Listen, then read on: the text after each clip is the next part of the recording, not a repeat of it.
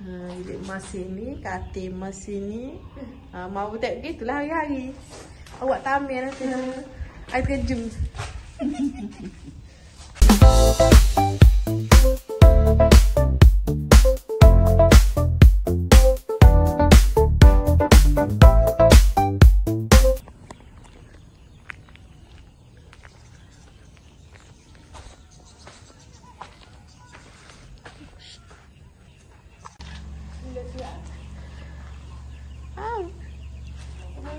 Masuk ke sana. Masuk ke sana dululah. Ini apa dia seming kasar? Oh, dia seming lalu. Dia nak bermozek lagi. Tak bermozek aslinya. Sini yang kasar dia bermozek. Kita nak duduk kita semua. Dia seming.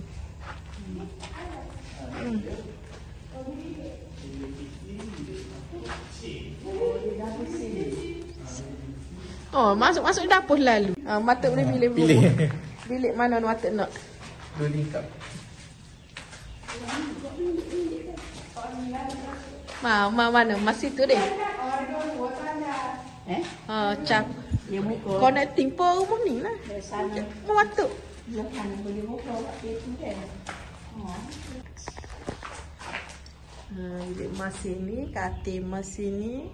Mau tak begitulah hari-hari. Awak tamir nanti. Saya terkejut. Okey Syah, boleh dah? Rumahmu Syah. Boleh tengok ni. Tengok view gunung Syah.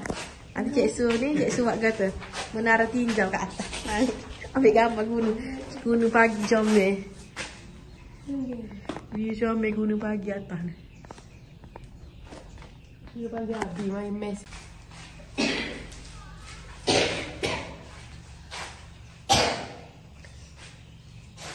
Masa bilik emak besar lagi.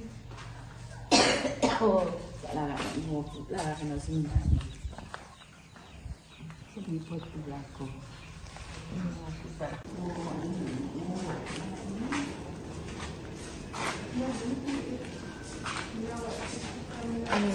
Datim. Ni ruang tamu mah. Tak banyak air kat sini lah. Ai, setakat ni tak banjir sini je. Kita lepas dia. Wah, tak ada. Siring. Empat kaki. 1, 2, 3, 4, 16. 16. 16. Ini tak sampai 4 kaki ni. Apa tak sampai ni 4 lah. Nampak sini 4. Dia buat kaki 16 kaki. 16. 16. 16 kali 16 lah. Tapi tolak bilik air. Besar lah. Besar lah kiranya. Kalau dia kau selindung tu bagus.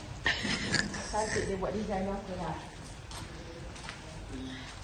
Ni dah apa basuh kat ni lah kan. Apa basuh dengan bilik Dobby dah kewat lalu. Dia